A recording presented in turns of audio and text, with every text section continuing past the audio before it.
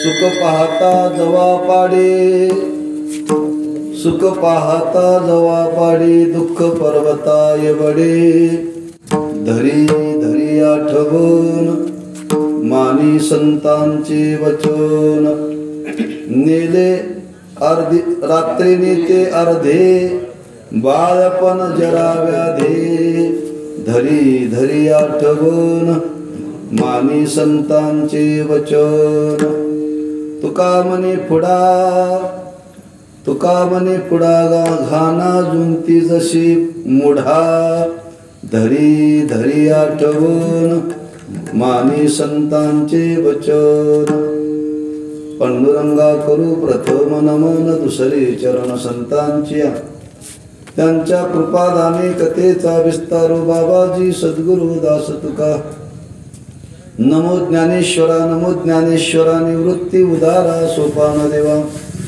नमो मुक्ताबाई त्रिभुवन पावने, आद्यत्रे जननी देवाची. नमो सद्गुरु तुकया ज्ञानदीपा, नमो सद्गुरु सच्चिदानंद रूपा. नमो सद्गुरु भक्त कल्याण मूर्ती, नमो सद्गुरु भास्करा पूर्ण कीर्ती. सुख पाहता जवा पाडे, दुःख पर्वताय वडे. धरी धरी आठवण मानी संतांचे वचन.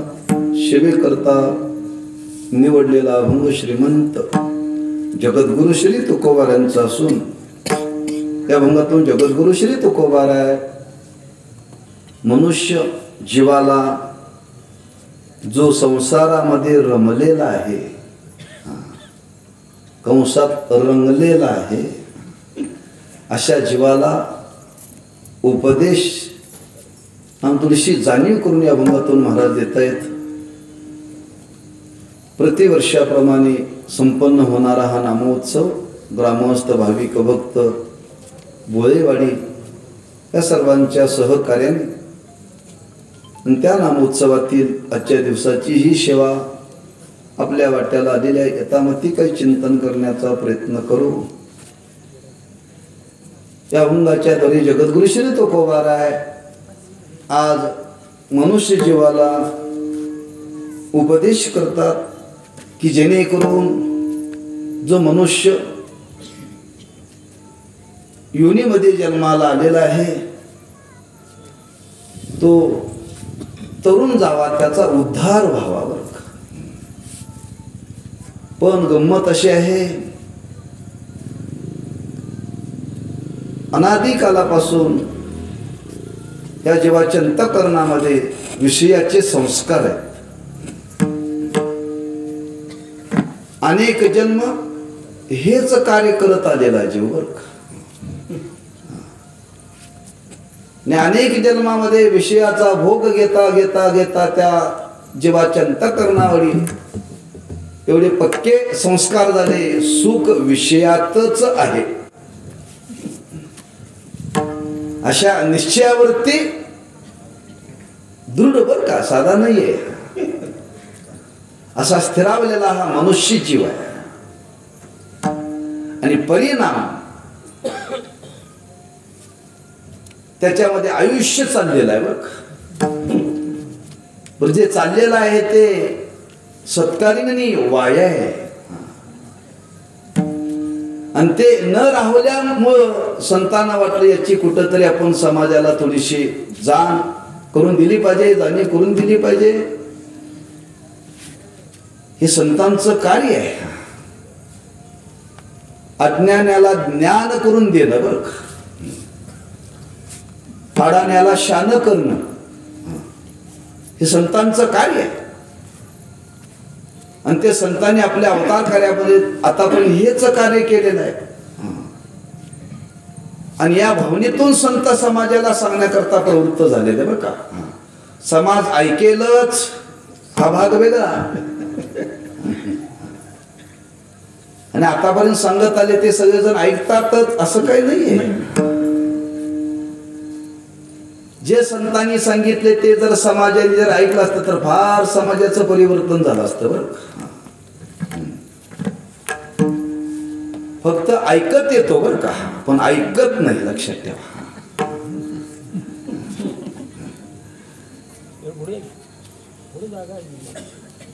म्हणून तर संतांना सांगावं लागलं, बाबांनो खरंच हे तुम्ही कुठंतरी हे मनावरती घेतलं पाहिजे, मनावरती घेतलं पाहिजे. नुसतं ऐकून देऊन सोडून चालणार नाहीये. तर आमचं चाललंय कसं, सोनाराने फुंकिली नळी इकडून तिकडे. तो सोनार त्या नळीतून फुंकत असतो, इकडून फुंकली तिकडं ते वारं जातं, ते मध्ये कुठं थांबत नाही बरं, कुठं थांबत नाही. हा समाजाचा स्वभाव बनलेला आहे. असा जरी समाजाचा स्वभाव असला तरी अशाही स्वभावाला सांगण्याकरता कधी संत कंटाळलेले नाही बरं. आम्ही तुम्ही कंटाळतो, समाज सांगून सांगून ऐकत नाही, त्याच्यापेक्षा न सांगितलेलं आता बरं. त्या मार्गाला न थांबलेलं वाटतं बघा. मगाशी प्रवचनाला मंडप भरला होता, आता अर्ध्यावरती आला. म्हणजे याचा अर्थ काय, समाज ऐकत नाही बरं, ऐकत नाही. ते मला तुम्ही सांगायचं काम करा, आम्ही ऐकल्यासारखं करतो, आम्ही ऐकल्यासारखं करतो. असं जरी होत असलं तरी काय सप्ताह थांबवलाय नाही थांबवलेला. का? जरी सगळ्यांच्या मनावरती परिणाम झाला नाही तर काहींच्या मनावरती परिणाम होणार आहे बरं. एक दुसरं कारण असं आहे, एकदा सांगून परिणाम होत नाही, हजारो वेळा सांगावं लागतं, अनेक वेळा सांगावं लागतं, तेव्हा एकदा कधीतरी ऐकणाऱ्याच्या मनावरती परिणाम होतो. मग सांगत राहावं लागतं चांगलं.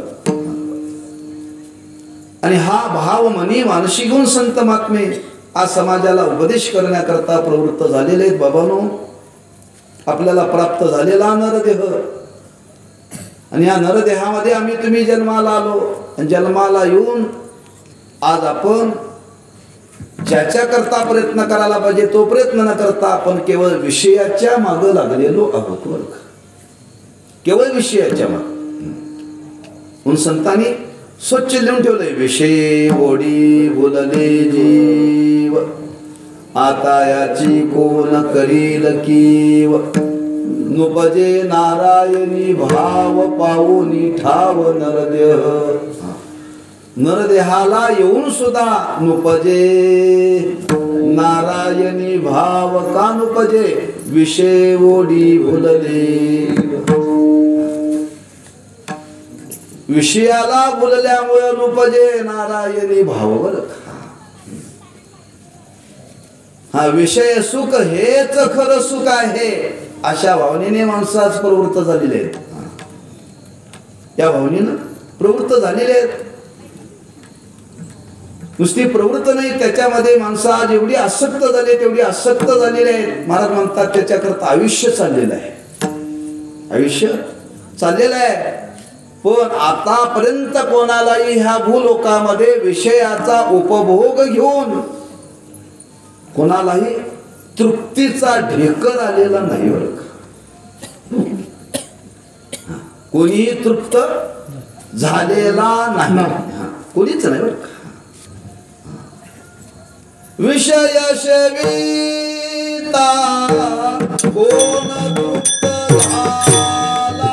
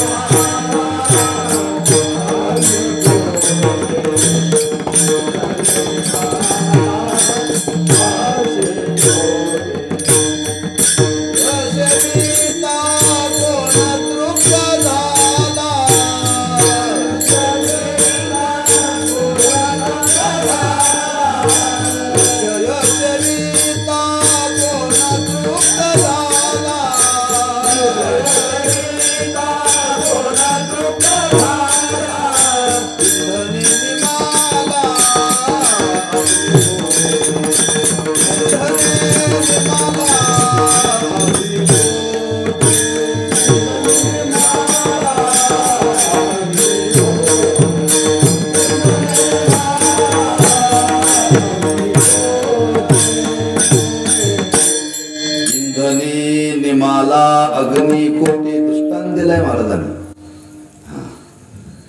मनुष्य विषय सेवन करून आज कोणीही तृप्त झालेला नाही.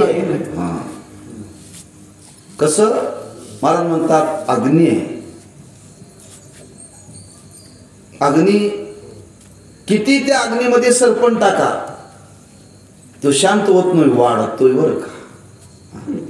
इंधने निमाला अग्नी कोटी. इंधन म्हणजे सरपण, जळण, तेल वगैरे. जे टाकल्यानंतर जे पेटत त्याला म्हणावं इंधन. इंजन नव्ह बरं, इंधन. ती किती टाकलं तरी ते पेटत बरं का. भोगी कामवाडी आगीशी हाका कचडी. किती तुम्ही विषयाचा भोग या, महाराज म्हणतात दिवसेंदिवस आसक्ती वाढते, कमी होत नाही, कमी होत नाही. सर्वे करा सर्वे प्रपंच करणाऱ्या लोकांचा, म्हणजे कळलं आपल्याला.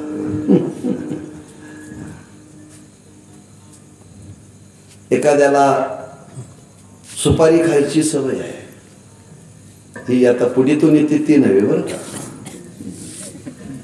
ती कात्रीत कातरली जाते ती. आयुष्यभर सुपारी खाल्लेली आहे, शेवटी म्हातारपणात दात पडून जातात. पण तो सुपारी खायचं बंद करत नाही, कुठून खातोय कुठून. त्याच्याकरता पेशील खलबता असतोय, पितळचा दगडाचा नव्हे. जिथं जाईल ते बरोबर असतोय बरं. आयुष्यभर खाल्ले, आता दात पडल्यानंतर सोडून द्यायला पाहिजे का नाही, द्यायला पाहिजे. आता चावता येत नाही, तो ते चावता येत नाही तरी ते म्हणते कुठून खातो म्हणतोय, पण द्या द्या. भोगी कामवाली. हा कितीही उपभोग घेतला तरी ती आसक्ती संपत नाही बरं का. मग कधी संपते, त्याला जाळ्यावर अजिबात नाही.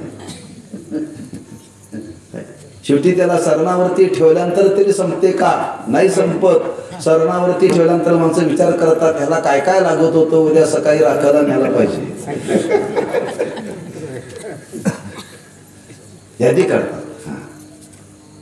आणि ते सगळं ठेवलं जातं आणि नेमकं त्याला जे आवडतं ते ठेवलेलं विसरल्यास लोक म्हणतात म्हणून कावळा शिवण आवडतं. म्हणजे मेल्यानंतरही ती आसक्ती राहतेच. म्हणजे एवढा त्या विषयाचा प्रभाव आहे, एवढा प्रभाव. आणि अशी विषयाची आसक्ती आहे. बरं असू दे, सेवन करू दे, करण्याबद्दल काय नाही. पण महाराजांनी प्रश्न केलाय, कोण तृप्त झाला, कोण तृप्त झाला का त्याच्यातून, कोणी झालेलं नाही. हा तृप्त होत असेल तर सेवन करायला काहीच हरकत नाही हो. पण आतापर्यंत कोणाला तृप्तीच झाली नाही तरी सेवन का करता, महाराज म्हणतात तृप्ती होईल कशी, तृप्ती होईल कशी. त्याच्याजवळ ते सामर्थ्यच नाहीये, त्याच्यावर ते सामर्थ्यच नाही. लक्षात ठेवा. का महाराज म्हणतात ज्या विषयाचा उपभोग घेण्याकरता तुम्ही प्रवृत्त झाला, ज्या भावनेने तुम्ही प्रवृत्त झाला, महाराज म्हणतात तसे ते विषय नाहीत ना. रोहिणीचे विषय का जैसे रोहिणीचे जळ जैसे. रोहिणीचे जळ म्हणजे रोहिणी नक्षत्रातलं जळ, जे मृग जळ. त्या उन्हामध्ये त्याला शास्त्रामध्ये वर्णन केले, प्रखर ऊन लागतं बरं का, प्रखर ऊन लागतं. आणि ती अशी माथावरती जमीन लागते आणि त्या जमिनीवरती त्या प्रखर किरणाच्या संबंधाने पाणी दिसतं. पाणी कोणाला दिसतं? मुर्गाला. मुर्गा म्हणजे हरिण. आणि ते पाणी पिण्याकरता ते धावतंय. ते जसं धावावं तसं ते मुर्ग जे पुढं धावतंय बरं का. हा, त्या पाण्याच्या आशेने ते धावतंय. एवढं धावतंय अगदी त्याचं वर्णन केले. ऊर फुटेपर्यंत धावतंय बरं का. कोण? मुर्गजळ. ऊर फुटेपर्यंत धावतंय पण शेवटी त्याला पाणी मिळत नाही. का मिळत नाही? महाराज म्हणतात नाहीच तर नाहीच आहे तिथं तो. पण आहे या भावनेनं ते पळतं. तीच अवस्था आमची तुमची आहे. काय फरक नाही बरं का. आमची तुमची सुद्धा तीच अवस्था आहे. त्याला फक्त त्या उन्हाच्या भरामध्ये दिसतंय. आम्हाला रात्रंदिवस दिसतंय. अंधारातही दिसतंय आणि उजाटातही दिसतंय. घरात दिसतंय, दारात दिसतंय. आणि सतत आपण त्याच्यात मागं धावा लागलोय. कुठपर्यंत? आयुष्य संपेपर्यंत. आयुष्य संपेपर्यंत. तेव्हा मला म्हणतात आयुष्य संपायची वेळ आली तरीही तुम्हाला त्याचा अनुभव आला नाही. नका करू नाश आयुष्याचा,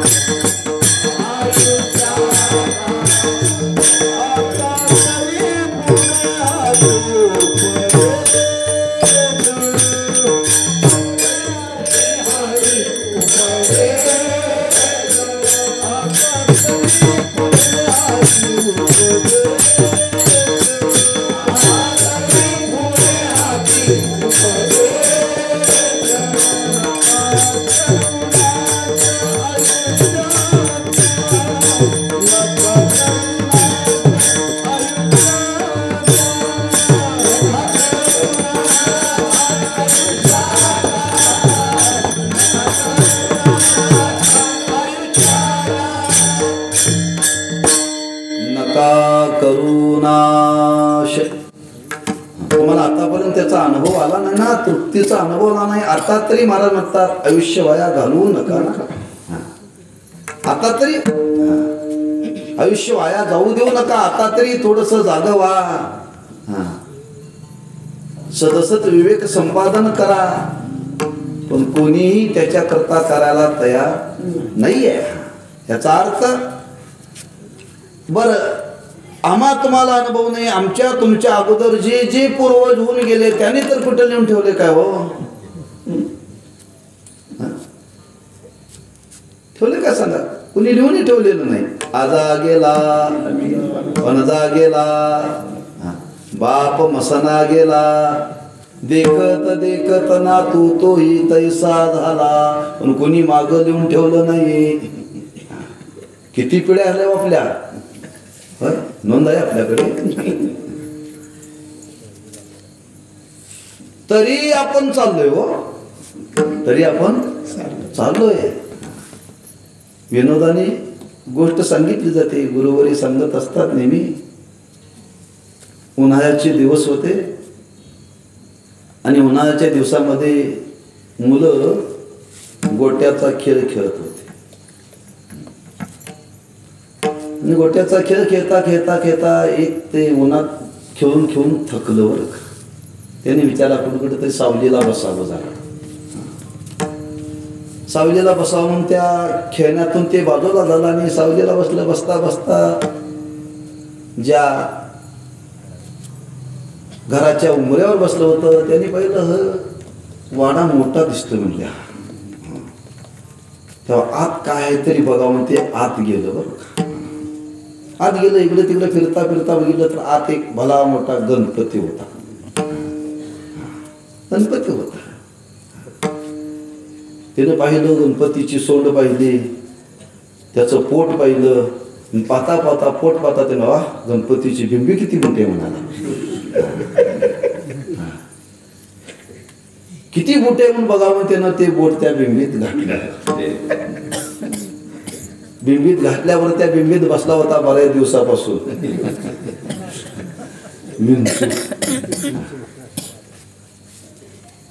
बरोबर ते बोट लागायला त्याला काय नुसतं धक्का लागले की त्याचं काम ते करतंय. त्याला काय पुरवावं लागतंय. आणि बोट लागल्याबरोबर त्याने नांगी मारल्याबरोबर ह्याच्या हाताला ज्या वेदना व्हायला लागल्या की तसंच बाहेर आलं. भंड्या भंड्या भंड्या अरे आज गणपती मोठा म्हणाला. हा मग अरे त्या गणपतीला फार मोठी बिंबी आहे. मग काय झालं, अरे त्या बिंबीत बोट घातला ना थंडगार लागते म्हटलं. थंडगार बघ बघ म्हणाला. मी घालून बघितलं म्हणाला. त्याने विश्वास ठेवला. हो त्यानेही बोट घातलं, त्यानेही बोट घातलं. त्याला पहिल्याला जे मिळालं ते त्याला तेच मिळालं, का वेगळंच मिळालं. ते गप्पच बाहेर आलं. तिने तिसऱ्या सांगितलं हे बघ आज मोठा गणपती आहे. हा दुसऱ्याने तिसऱ्याला, तिसऱ्याने चौथ्याला, चौथ्याने पाचव्याला, असं किती होते सांगत बसलो तर कीर्तन त्यातच संपत. प्रत्येकाला सांगितलं. जरी 10-15 मुलं होती सगळ्यांनी, पण शेवटचं 15वं जे होतं ना हा त्याने ती बोट घातला यांचा सांगायाप्रमाणे. आणि सांगायाप्रमाणे बोट घातल्यानंतर त्याने बाहेर काढल्यानंतर अरे गाल कुठलं लागते म्हणला. वेदना व्हायला म्हणाला. वेदना. हा तू काय सांगितलास म्हणजे, अरे त्यात विंचू आहे म्हणजे चावला. तुम्हाला का ते म्हणला आम्हाला कोणालाच गार लागलं नाही म्हटला. आम्हाला सगळ्यालाच वेदना झाल्या. मग हे बघ तो पहिला म्हटला मी जर एकट्याने पहिल्यांदा सुरुवातीला जर सांगितलं असतं या बोट घातल्यानंतर वेदना होतात असं सांगितलं असतं, तुम्ही 15 जणांनी बोट घातलं असतं का. आमच्या तुमच्या वाढ वडिलांनी जर सांगून ठेवलं असतं तर आमच्या तुमच्या आता पण एवढ्या पिढ्या झाल्या असत्या का. त्यांनी सांगितलं नाही म्हणून तर चाललंय बरं का आमचं हे. आम्ही तेच करायला पाहिजे. म्हणजे ही आज विषयाची अवस्था आहे. आणि अशा विषयामध्ये आज मनुष्य आसक्त झालेला का झालेला आहे. सुखाच्या आशेने. सुखाच्या आशेने. आणि सुखाच्या आशेने असा तो आसक्त झालेला आहे. मला ना वाटलं यांचं आयुष्य वाया चाललेलं. बाबांनो खरंच ज्या सुखाच्या आशेनं तुम्ही ज्या विषयामध्ये आज एवढे प्रवृत्त झालेला आहात तेव्हा तुम्हाला माझं सांगणं आहे. सांगणं आहे काय सांगणं आहे. खरंच तिथं सुख नाही आहे. तिथं सुख नाही आहे. मग आहे तरी काय, आहे तरी काय. तुम्हाला अनुभव आला नाही. आला अनुभव. मग अनुभव आला तर मला म्हणतात मी तुम्हाला स्पष्ट सांगतो, तुम्ही ज्या आशेनं सुखाच्या आशेनं प्रयत्न करताय त्या विषयाच्या ठिकाणी सुख किंचित आहे आणि दुःख अधिक आहे. हे दृष्टांताने महाराज अभंगाच्या पहिल्या चरणामध्ये सांगतात. सुख पाहता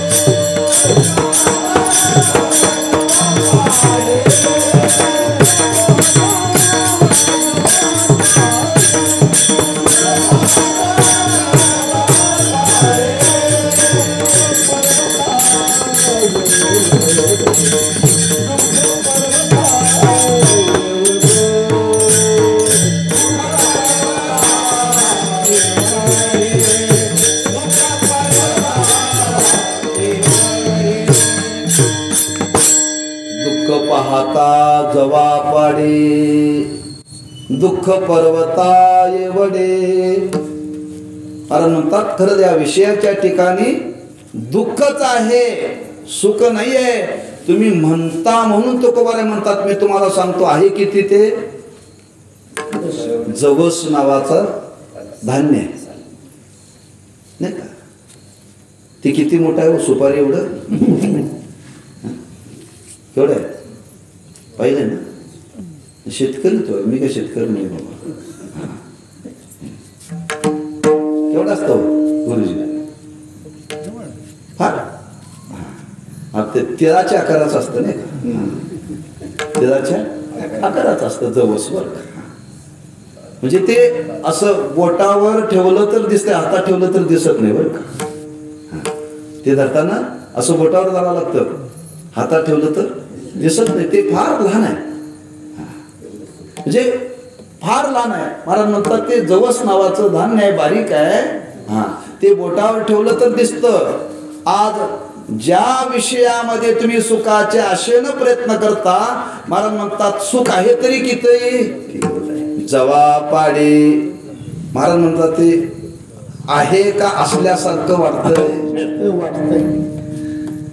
नाहीच आहे.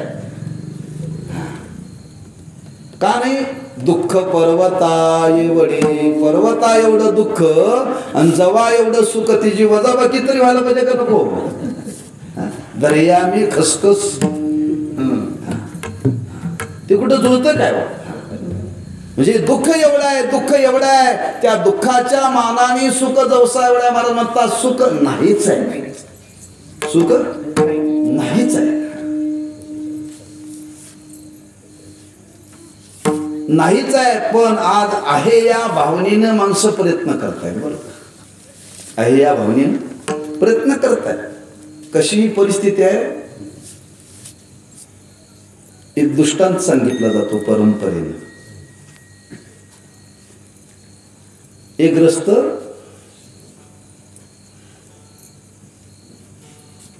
प्रवासाला चालले होते आणि प्रवासाला जाता जाता जाता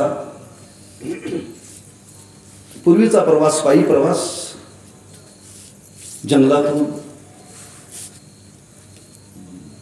मग पूर्वी त्या जंगलातून प्रवास करायचं म्हणलं की वाटमारीचे लोक असायचे त्या रस्त्याला बरं. हा प्रवास करत असताना त्याच्या मागे काही लोक लागले आणि तो पाया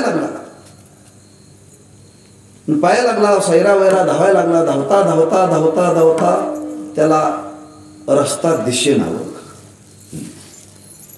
वर्णन केले ज्यावेळी माणसाच्या अंतःकरणामध्ये भय निर्माण होतं बरं का, भयभीत होतो, त्यावेळी माणसाला रस्ता दिसत नाही. जसं शास्त्रामध्ये वर्णन केले त्यावेळी क्रोध अति निर्माण होतो, त्यावेळी माणसाच्या चित्तात विवेक राहत नाही.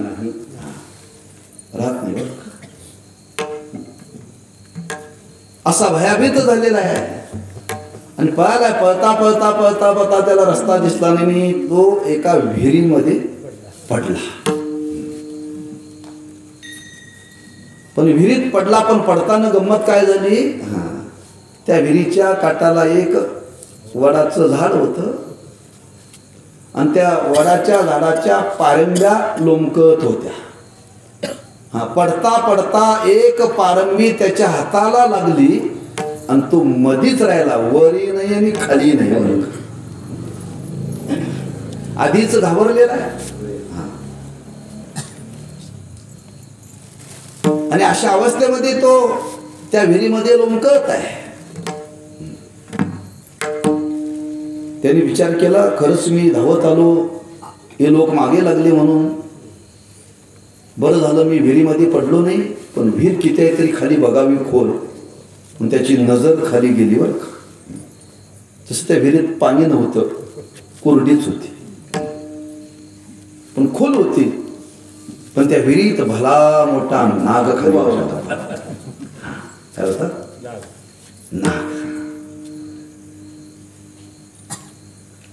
नाग होता. खाली बघितलं तर नागोबा वरी बघितलं तर वाघोबा.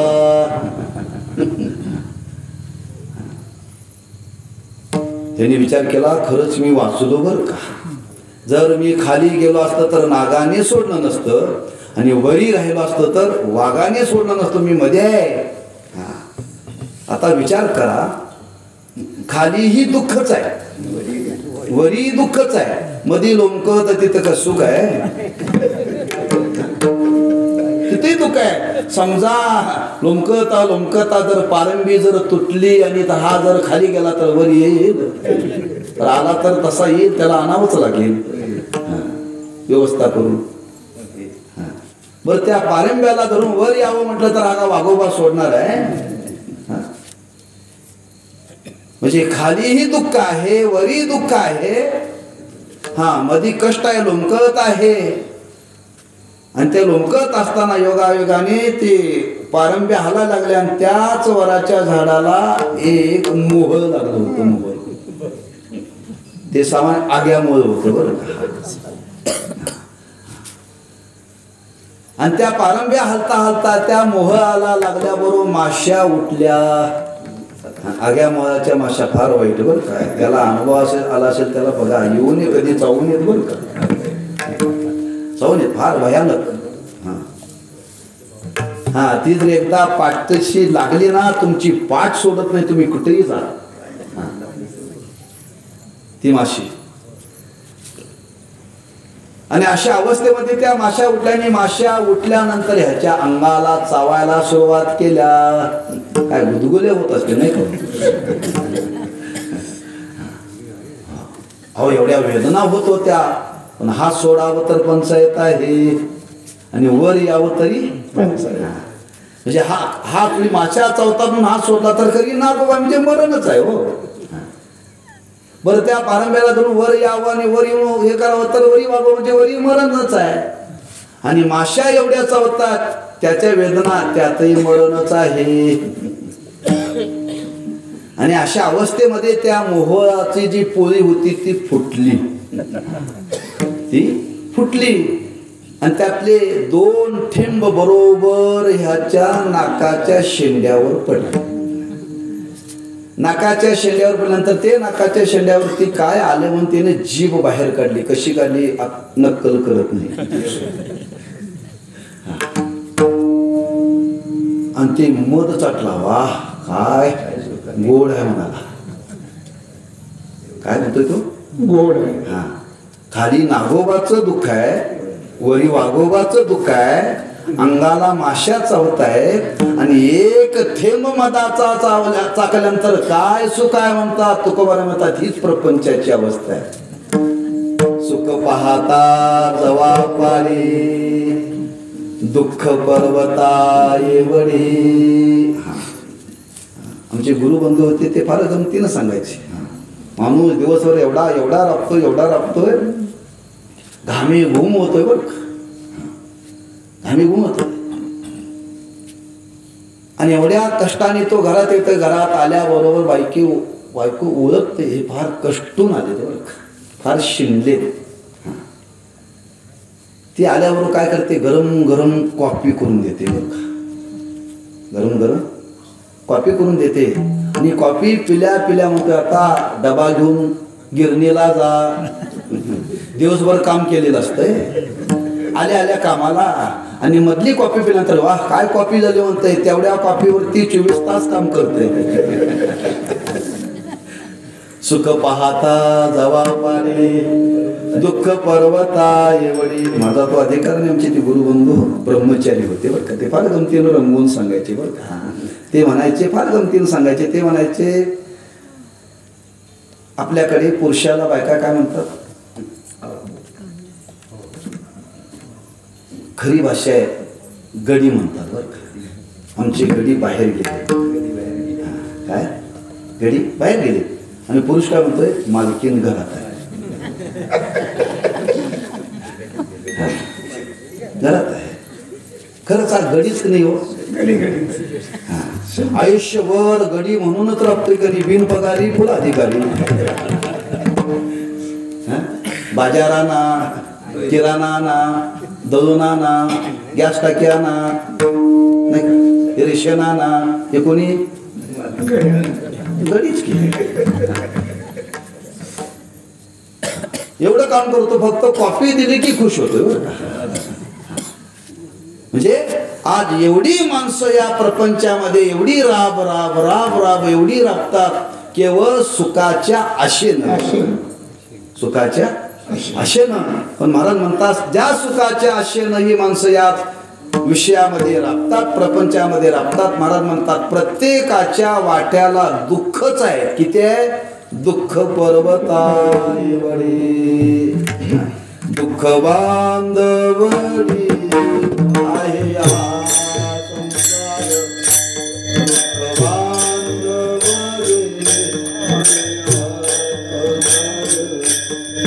बांधवडी दुःख बांधवडी आहे हा संसार दुःख बांधवडी आहे हा संसार दुःखाचा विचार नाही कोठे सुखाचा विचार नाही कोठे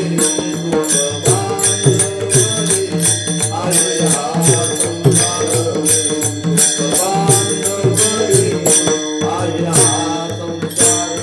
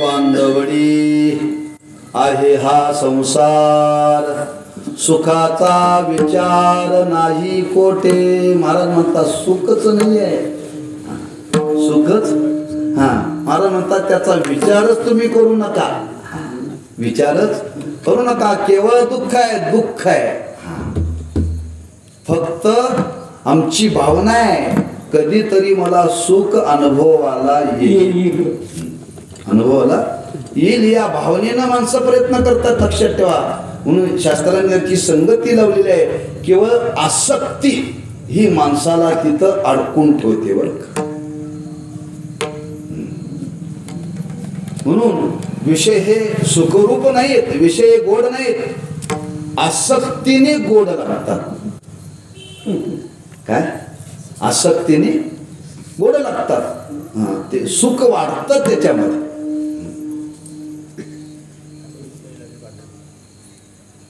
एक आजीबाई होती एकुलता एक मुलगा होता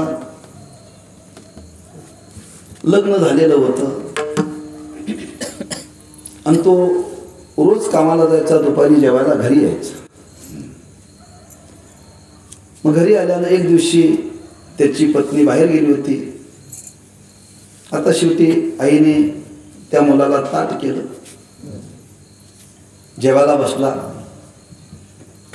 आणि जेवायला बसल्यानंतर 2 घास तोंडात गेले तोंडात 2 घास गेल्यानंतर मला आई चव नाही म्हणाला कशाला कशाला चव नाही एवढ्यावरती थांबला नाही मला आई तुझं आयुष्य गेलं आयुष्य म्हणाला तुला अजून स्वयंपाक करता येत नाही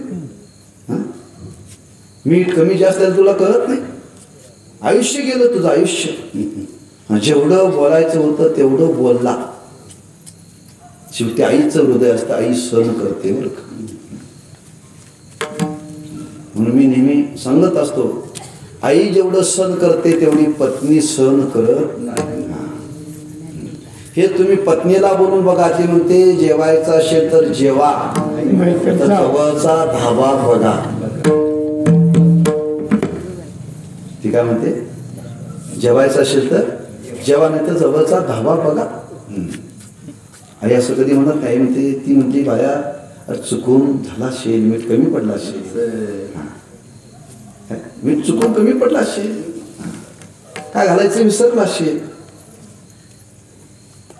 तरी हा काय बोलायचं थांबे ना बघ. शेवटी आईने सांगितलं बाळू आता जो स्वयंपाक केला ना मी केला नाही बरं का, तुझ्याच बायकोने केलाय. तुझ्याच बायकोने केल्यानंतर मला आई सात पात लागतं पण गोड लागतं मला. वाढणारी बाई बदलली नाही, जेवणारा बुवा बदलला नाही, ताटातले पदार्थ बदलले नाही, फक्त काय बदललं तुझ्याच बायकोनी केलाय. बायको विषयी असलेली आसक्ती जागी झाली, गोड लागतंय म्हटला. असंच जगातलं चाललंय आज. म्हणजे विषय स्वरूपाने गोड नाहीत, हा सुखरूप नाहीत, आम्ही मानलेत केवळ आसक्तीवर. आणि त्या आसक्तीचा परिणाम तुकोबाराय म्हणतात आज आपण काय करतोय, दुःख पर्वताय. अरे किती वाट्याला आपल्या दुःख यायला याचा विचार करा की. एवढं दुःख येऊन सुद्धा तुम्ही जागा होईनसा, काय म्हणावं तुम्हाला. व्यवहारात म्हणा एकदा ठेच लागल्यानंतर माणसं जागा होतात. हो एकदा ठेच लागली की माणसं जागे होतात. पण एवढं मोठं आज आमच्या तुमच्या जीवनामध्ये दिवसेंदिवस दुःख वाढायला लागले, सुखाचा कुठेही पत्ता नाही, तरी तुम्ही त्याचा विचार करायला तयार नाही. महाराज म्हणतात आम्ही सांगतो याच्यावरती विश्वास ठेवा. आम्ही सांगतो याच्यावरती विश्वास ठेवा. आम्हाला का तुम्हाला त्या प्रपंचातून बाजूला काढायचं आहे. आम्हाला तुमच्या प्रपंचाचं वाटोळं करायचं नाही. हा प्रपंच करू नका असं मग तुम्हाला सांगायचं नाही, पण करा. पण ज्या भावनेनं ज्या प्रपंचामध्ये आज प्रवृत्त झालाय त्याचं स्वरूप जाणून घ्या. स्वरूप जाणून घ्या. आणि ते जाणून घेण्याकरता आम्ही तुम्हाला सांगण्याकरता प्रवृत्त झालोय. आमच्या सांगण्यावरती विश्वास ठेवा. धरी धरी आठ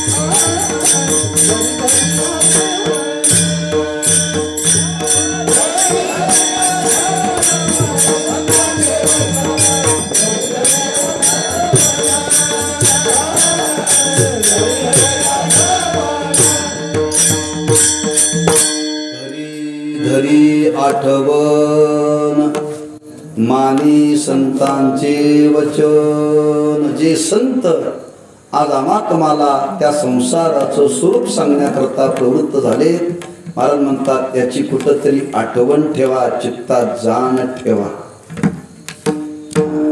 मानी संतांचे वचन, त्यांच्या वचनावरती विश्वास ठेवा.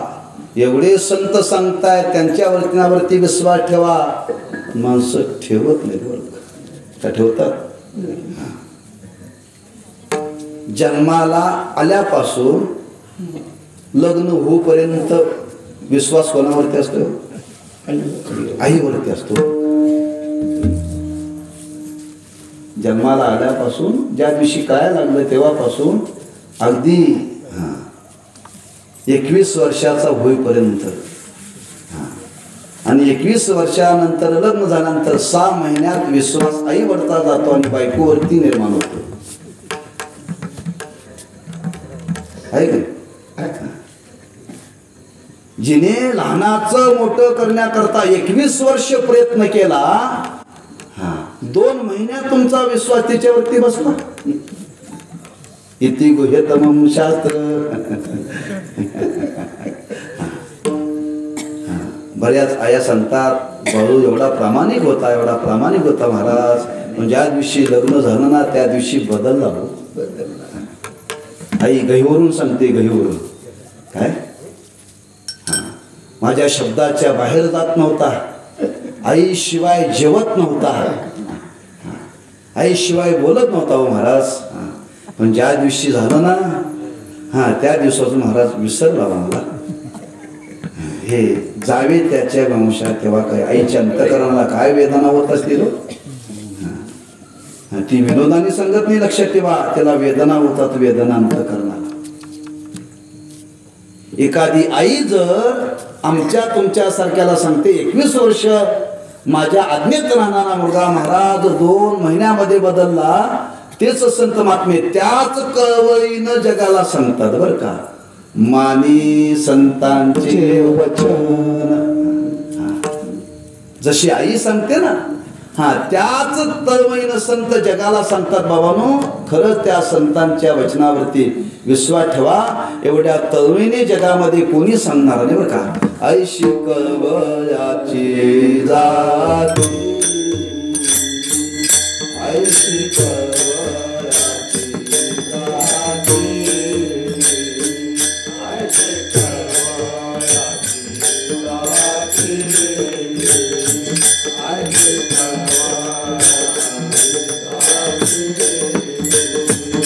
कलीला भाव प्रीती, कलीला भाव प्रीती, ऐशी कळवळ्याची जाती, ऐशी कळवळ्याची जाती,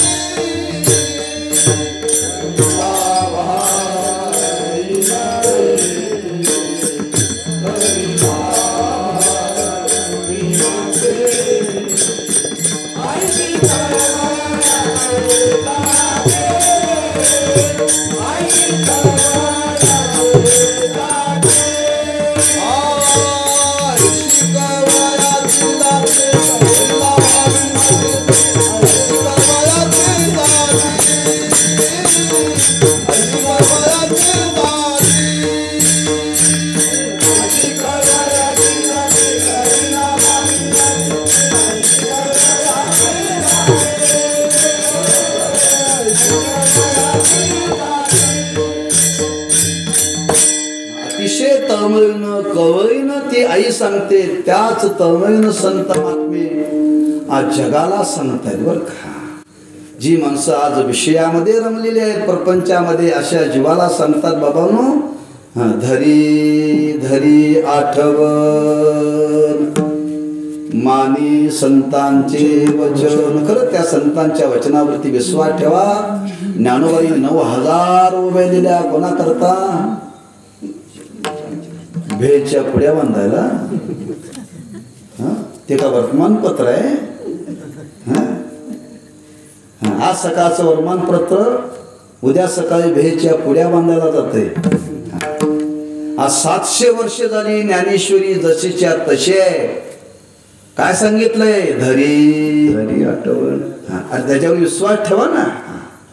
तुकोबारांनी 4,500 अभंग लिहिले. नामदेव महाराजांनी दिले, नाथ महाराजांनी दिले, निळवारांनी दिले. सकल संतांनी हे कशा करता दिलं? हे माना, याच्यावरती विश्वास ठेवा. उगाच टाइमपास म्हणून कीर्तन ऐकू नका. काय टाइमपास म्हणून ऐकू नका, त्याच्यावर विश्वास ठेवा. आमच्या तुमच्या भल्याकरता त्यांनी सांगितले, लक्षात ठेवा. दिशाभूल झालेल्या माणसाला दिशेवरती आणायचं काम त्यांनी केलेलं आहे. आम्ही काय करतो, चांगल्या रस्त्याने चालणाऱ्याला दिशाभूल करतोय. अरे देवाकडे जाऊन कोणाचं चांगलं झालंय काय प्रसंग, अरे माळ घालून कुठं चांगलं झालंय बघ. माळ घातला असताना कुठल्या माहीला जाता येत नाही. आमचं बरं आहे, इकडं महाप्रसादालाही बसता येत आहे आणि माहीला पण बसता येते, तुला बसता येत नाही. कोण सांगितले काय घालायला? म्हणजे रस्त्याने चालेला, दिशेनं चालेला त्याची दिशाभूल करतात हो. आणि ज्याची दिशाभूल झालेला त्याला दिशेवरती आणतात. मानी संतांचे वचन, अरे संतांच्या वचनावरती विश्वास ठेवा. खरंच ज्या ते संत आज आपल्याला सांगतात ते आपल्या हिताकरता सांगतात, आपल्या भल्याकरता सांगतायत. ज्या ते आपल्या भल्याकरता सांगतायत तेव्हा आपण त्यांचं ऐकलं पाहिजे. आपण आपल्यात काहीतरी बदल केला पाहिजे, काहीतरी बदल केला पाहिजे.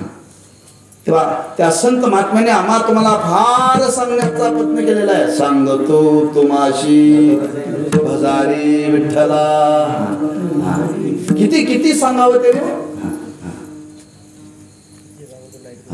फार फार समाजाला सांगण्याचं काम संतांनी केलेलं आहे. अनेक अभंगातून महाराजांनी वर्णन केले. काय वर्णन केले? देवग्या फुका, देवग्या फुका, न लगे रोका मोल काही. बाबांनो फुकट आहे, घ्या घ्या घ्या. कोणाचा विश्वास आहे? सांगण्यावरती विश्वासच नाही आमचा हो. काय आम्हा तुम्हाला सांगितलं नाही संतांनी, प्रत्येक गोष्ट सांगितलेली आहे. कुणी तर महाराज आज सांगतात धरी धरी आठव. त्या संतांच्या वचनाला मान्यता द्या ना, त्याच्यावरती विश्वास ठेवा. खरंच हे खरं आहे का? खरं आहे नाही, खरंच आहे, खरंच आहे बरं. एवढं खरं सांगणारे कोणीही नाही. म्हणून तर मी आरंभाला तुमच्यासमोर बसताना सांगितले, उगाच मी टाइमपास म्हणून सांगितले नाही. त्या पहिल्याने बिंबीमध्ये बोट घालून सुद्धा त्यांनी खरं सांगितलं नाही. पहिला म्हणजे कोण? आमच्या तुमच्या घराण्यात जो पहिला जन्माला त्यानं सांगितलंच नाही आतापर्यंत. त्यानं सांगितलं नाही म्हणून तर आपण त्याच्या मागं चाललोय. पण त्याने पुढच्या पिढीचा विचार केला नाही बरं. पण संतांनी असं केलं नाही समाजाच्या बाबतीत बरं. समाजाच्या बाबतीत असं काही केलं नाही. लक्षात ठेवा, काय संतांचा आणि आमचा तुमचा काय सोयरीक संबंध आहे? काय संबंध आहे का? काय संबंध असेल तर माणसं एकमेकाला सांगतात, संबंध नसेल तर कोणी कोणाला सांगत नाही. मग त्यांचा आमचा तुमचा संबंध नसताना सुद्धा आज आम्हा तुम्हाला सांगतात. का सांगतात? ज्या अर्थी सांगतात अर्थी त्यार्थी त्यांच्या मनात आमच्याविषयी काहीतरी कल्याणाची भावना आहे. याचा कुठंतरी विचार करा. आणि विचार करून तो कोबरा म्हणतात त्यांच्या सांगण्यावरती विश्वास ठेवा. मानी संतांचे वचन. बाबांनो, खरंच आजपर्यंत या विषयाचं सेवन करून कोणी तृप्त झालेला नाही. तेव्हा याच्या पुढं होणार नाही का? तिथं सुख नाहीच आहे. तुमचं जर आयुष्य याच्यामध्ये जात असेल तर ते कसं चाललेलं आहे? नेले रात्री नेते अर्धे, बाळपण जरा व्याधे, धरी धरी आठवण, माई संतांचे वचन विठोबा.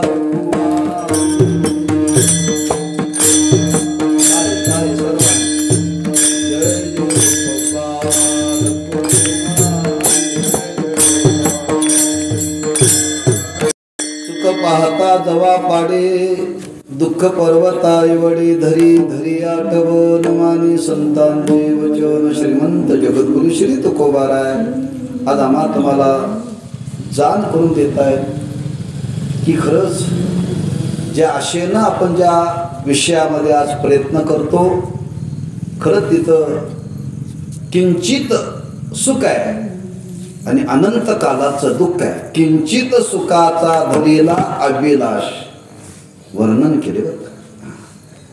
आणि त्याच्याकरता त्याच्या मागं अनंत कालाचं दुःख आहे. आणि त्या दुःखामध्ये आज आपण सापडलोय. सापडलोय प्रयत्न सोडलेला नाही आहे. किती प्रयत्न केला तर महाराज म्हणतात काय आमच्या आयुष्यामध्ये आता उरलंय बघा. काय उरलंय. महाराजांनी आयुष्याची थोडीशी गणना केलेली आहे. या नरदेहामध्ये देवाने दिलेलं आयुष्य ते किती दिलेलं आहे. 100 वर्षाचं दिलेलं आहे. शतगणिले ते अर्धरात्र खाय. 100 वर्षाचं बरं का असं दिलेलं आहे. 100 वर्षे माणसं जगणारी आहेत. आता माणसं जगत नाहीत का. त्या मनाचा आहार राहिला नाही.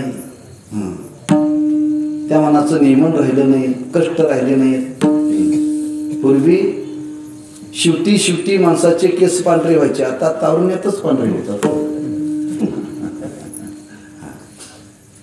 शेवटी गुडघे दुखायचे. आता तारुण्यातच गुडघे आणि कमरे दुखायला लागले. या भौतिक युगाचं हे महात्म्य. पण सरासरी 100 वर्षाचं आयुष्य सांगितलेलं आहे बरं.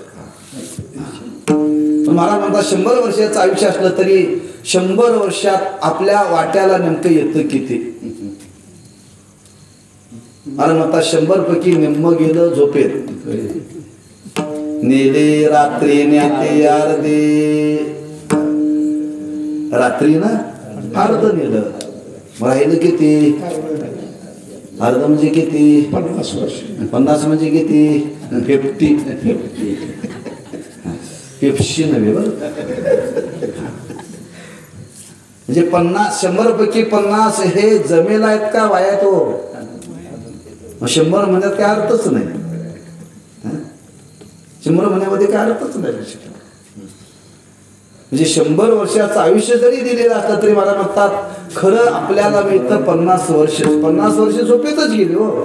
झोपेत काय करता येतं का. झोपेत काय करता येत नाही. नवे झोपेत कीर्तन सुद्धा ऐकता येत नाही. पण कीर्तन ऐकता झोप येते भाग वेगळा.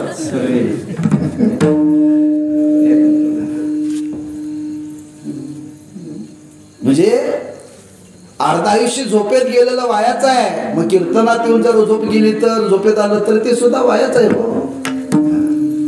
पण मी कधी लोकांना सांगतोय झोप येत असली तरी कीर्तनाला येत जा. काय येत जा का. मी परवा सांगितलं की कीर्तन ऐकता आपल्याला झोप आली म्हणजे आपल्याला पहिले झोप येण्याच्या आधी कीर्तनाचे संस्कार होते. आणि कीर्तनाच्या संस्कारातून आपण झोपेत गेलो आणि ज्ञानदेव तुकाराम व्हायला जाग आली म्हणजे पुन्हा संस्कार कीर्तनाचे जागे झाले.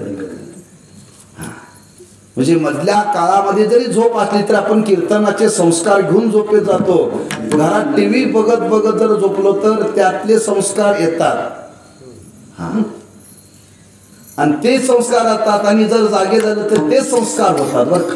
म्हणजे विषयाची म्हणून कधी झोप येते म्हणून कीर्तनाला येऊ नका. येत जा. पोराला घेऊन येत जा. ते झोपू देतं पण घेऊन येत जा. ते सांगल मोठेपणी बरं का. मी पूर्वी कीर्तनाला जात होतो पण कीर्तनात झोपवत होतो एवढं तरी सांगल ना. ते काय लोक म्हणतात आम्ही कीर्तनाला कधी गेलोच नाही. आम्हाला कीर्तन म्हणजे काय माहिती. ते म्हणते मी कधी ऐकलं नाही पण झोपत होतो कीर्तन एवढं तर सांगेल ते पुढच्या पिढीला. तात्पर्य सांगण्याचा भाव 100 पैकी 50 झोपेमध्ये म्हणजे वायाच आहे. ते कुठं लागू पडत नाही बरं. नेले रात्री नेते अर्धे. महाराज म्हणतात राहिले 50. त्या 50 पैकी आणखी वजापैकी आहे. बाल जरा व्याधी. बालपण जरा व्याधी. बालपण जरा म्हणजे म्हातारपण आणि व्याधी. म्हणजे त्या 50 पैकी बालपण. त्या बालपणापैकी आणखी काही त्यात व्याधी झाली. रोग झाले. आणि त्यात म्हातारपण. काय भजनाशी उरले ते पाहिगा. काय काय कसं आहे ते प्रमाण. अल्पायुष्य मानव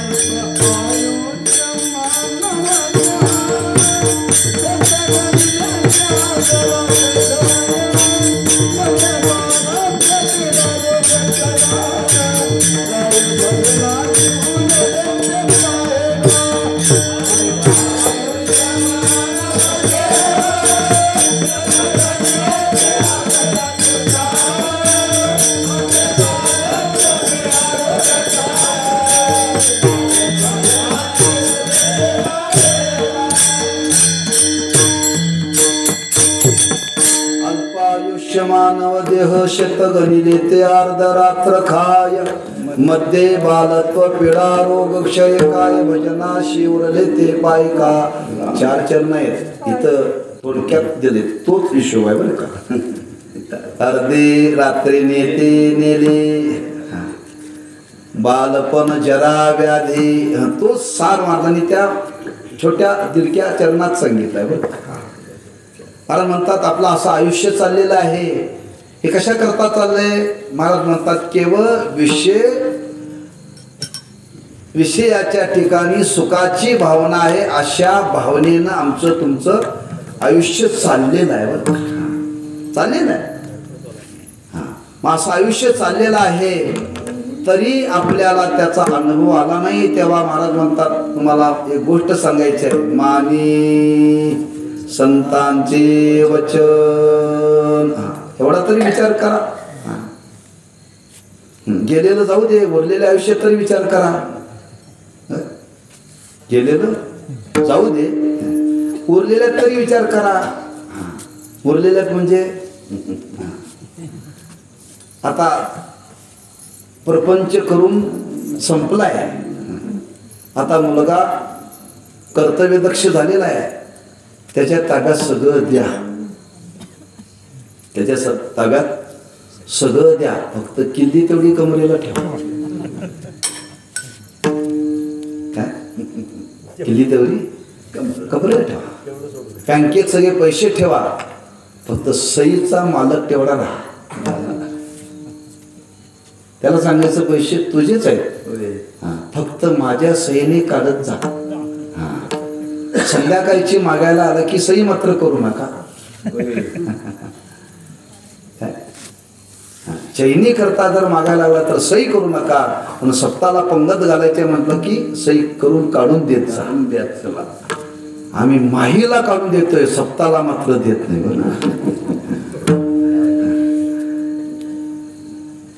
म्हणजे कुठंतरी जागं व्हा. कुठंतरी जागं व्हा. मला म्हणतात असं आपलं आयुष्य गेलेलं आहे. याच्यामध्येच गेलेलं आहे. आपल्याला केवळ आपण त्या आशेवरती जगलो. आपल्याला त्याचा अनुभव आला नाही. शेवटी दुःख दुःख दुःखच आहे पदरामध्ये. कोणीही आज सुखी नाही. सुखी असल्यासारखं माणसं दाखवतात. आता काय फोटोला महत्व राहिलं नाही. पूर्वी फोटोला फार महत्व होतं बरं का. आता कोणी शिल्पी काढतंय हो. कोणाची काढते कशी काढते कशा करता पण काढतं. त्या प्रत्येकाच्या घरात कॅमेरा प्रत्येकाच्या हातात कॅमेरा. मग पूर्वी फोटोला फार महत्व होतं. मग ते फोटो काढताना लोक म्हणायचे फोटोले माझी गाल मात्र चांगले ठेव बरं का. तेव्हा असले तर मी ठेवणार.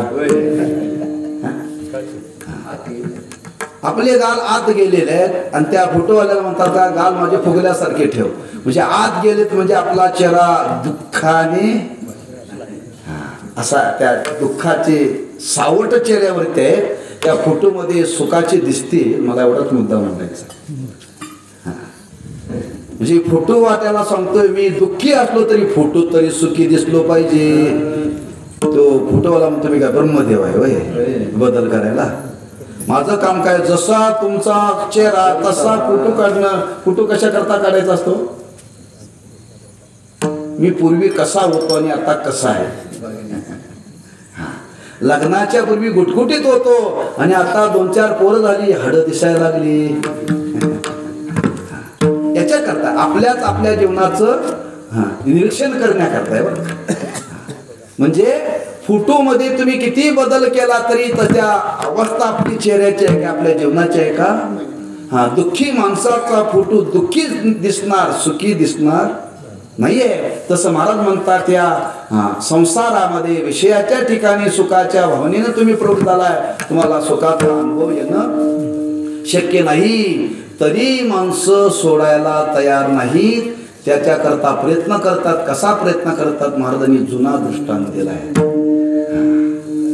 आणि तो जुना दृष्टांत म्हणजे घाण्याला झुंपलेला बैल.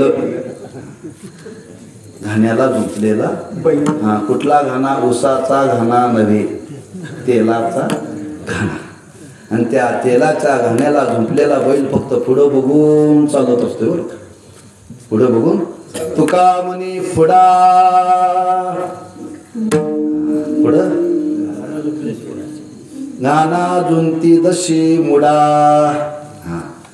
त्या घाण्याला तो बैल झुंपलेला असायचा. तो फक्त पुढं बघत चालतोय. मागं पेंड पडते का तेल पडते याचा तो विचारच करत नाही बरं का. फक्त मालकाने त्याला हाल म्हटलं की चालतंय. त्यात खरंच काय दाणं टाकलेत का शेंगा टाकलेत काय त्यात त्यातून काय पडाले काय तो अजिबात बघत नाही. तो नुसता मोकळाच फिरत असतो. मागचा विचार करत नाही. महाराज म्हणतात तशी आमची तुमची अवस्था आहे. घाण्याला झुंपलेल्या बैलाप्रमाणे त्या शेंग टाकली की नाही तेल पडते की नाही मोकळाच फिरायलाय. आमचं तसंच चाललंय बरं का. माझं सुख कुठं राहिले का. घाना झुंती दशी मुडा. त्याला मूड म्हटले मूर्ख म्हटलेलं आहे बरं का.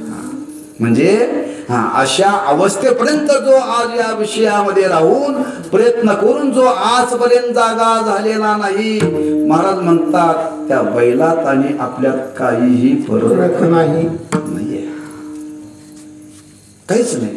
फक्त एवढाच फरक आहे. बैलाचं श्राद्ध घालत नाही. आपलं गेल्यानंतर घालतात. ते मागं काय शिल्लक ठेवला असेल तर ते नसेल तर पहिलं वर्षी तेवढं बासुंदी घालतात. तिथून पुढच्या श्राद्धाला चटणी भाकरी सुद्धा घेतले. पण आमचं आयुष्य गेलं घाण्याला झुंपलेल्या बैलासारखं. महाराज म्हणतात संतांनी सांगितले याचा विचार करा. धरी धरी आठवण मानी संतांचे वचन. संसारी लोकांची उपेक्षा केली नाही लक्षात ठेवा. संतांनी जे आज समाजाला सांगितलं ना याच्यातून हा जीव बाजूला कुठंतरी निघावा. वाईट भावनेनं संत उपेक्षात्मक बोललेले नाही बरं का. कधी कधी आपण एखाद्याची उपेक्षा करण्याकरता बोलतो. त्या उपेक्षे भावनेनं संत बोललेले नाही. त्याची जाणीव मात्र समाजाने ठेवावी. त्या बोलण्याचा गैरसमज करून घेऊ नका. आम्हा तुम्हाला केवळ जीवन सुखी होण्याकरता हा त्यांनी आपल्याला केलेला उपदेश आहे. असं किती आयुष्य जर याच्यामध्ये गेलं तरी आपलं जीवन सुखी होणार नाही. दुःखच आपल्या वाट्याला. असं जीवन नवाशी किती जन्म गेले तरी आपल्याला सुखाचा अनुभव येणार नाही. तेव्हा महाराज म्हणतात साधू संतांनी जे आम्हाला तुमच्याकरता सांगून ठेवले त्याच्यावरती विश्वास ठेवा आणि त्याप्रमाणे वागण्याचा प्रयत्न करा. धरी धरी आठवण मानी संतांचे वचन. ज्ञानेश्वर तुकाराम. जय जय ज्ञानेश्वर माऊली, ज्ञानराज माऊली तुकाराम.